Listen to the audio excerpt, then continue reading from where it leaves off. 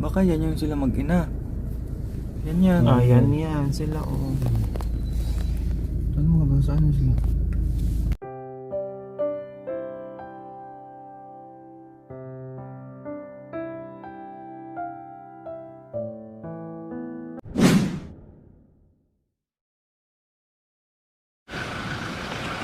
Magandang tanghali po sa ating lahat mga kabayan. Meron kasi tayong nakita, no?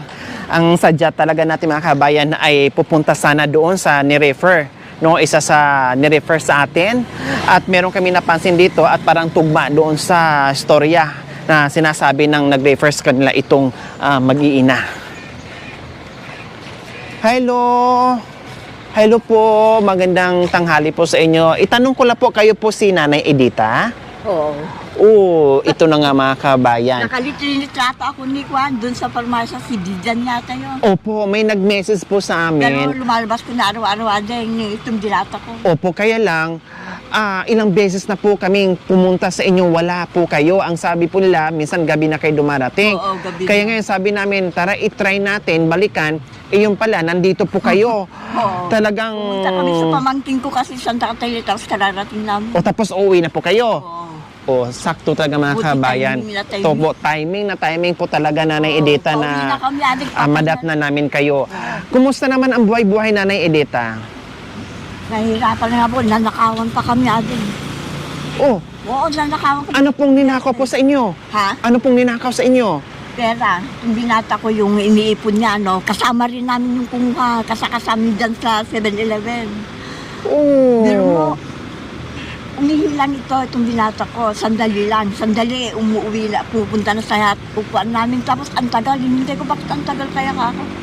Tapos nakapunta na pala sila dyan sa museng, yung Magkano dyan. po ang nakuha? Oo, tapos pinaligo siya, pinaliguan, tapos binigyan ng shortpan na marune. O, Tapos tapos? yung bag niya basa, tinignan ko yung pera niya dun, ading wala na. Wala na, magkano po ang nakuha, Nanay Edita? Yun po yung galing sa bigay-bigay sa inyo. Iniipon pa niya ading yun, iniipon ng binata ko, magaling mag-ipon ito. Ano po ang trabaho niya, Nanay Edita? Wala, basta nagkakalakal kami. Tapos humingi kami dyan sa Kwan, sa 7-Eleven. O kaya din si Jollibee, may nagbibigay kasi sa amin dyan.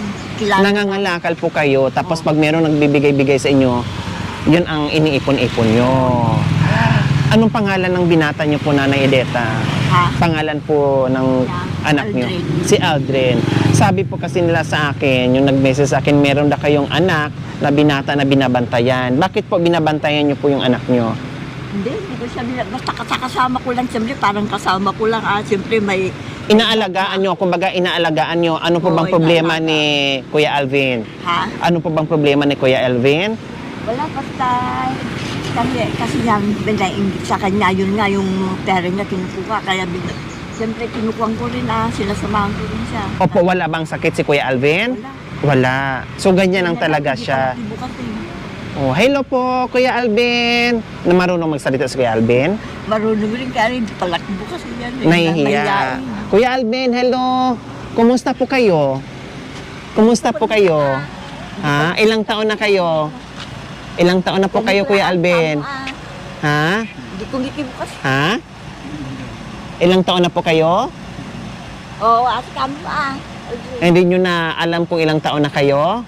So ayan po mga kabayan, no, ang bali ang ginagawa ni Nanay, aalis ng bahay maaga pa daw minsan, no, kasi nangangalakal sila.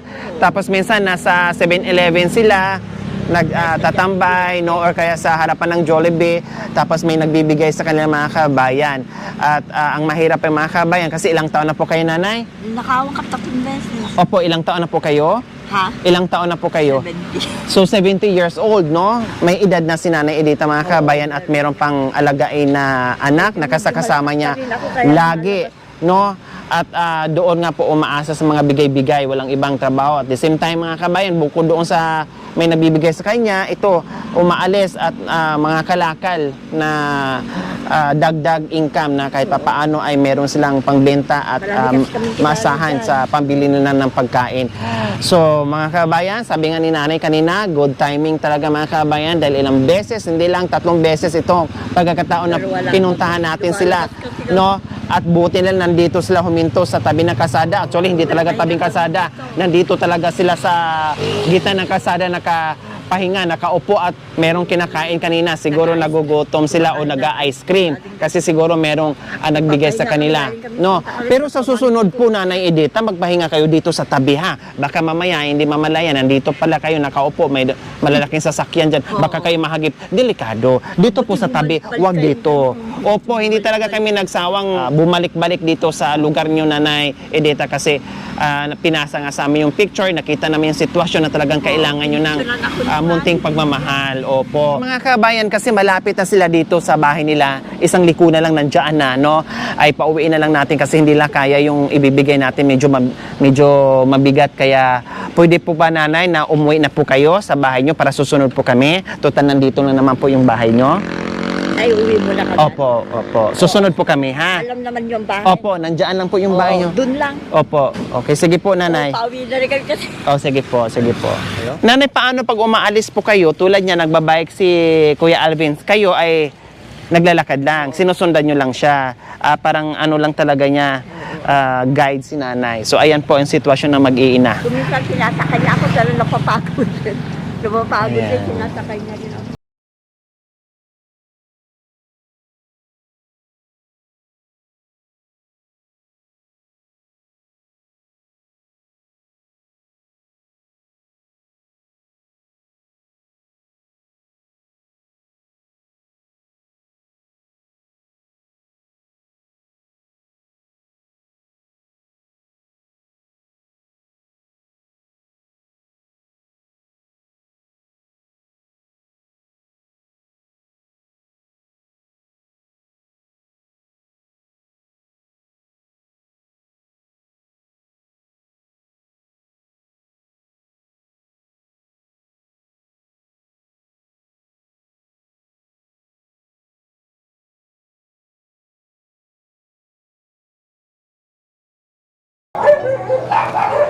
So, ayan po mga kabayan, nandito tayo ngayon sa bahay ni Nanay Edita.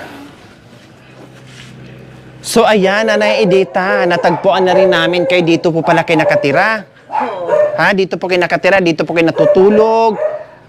Dito po kayo nakatulog. Tagal na itong bahay namin ito, ate. O, Yung tapos? buhay pa yung mga parents ko.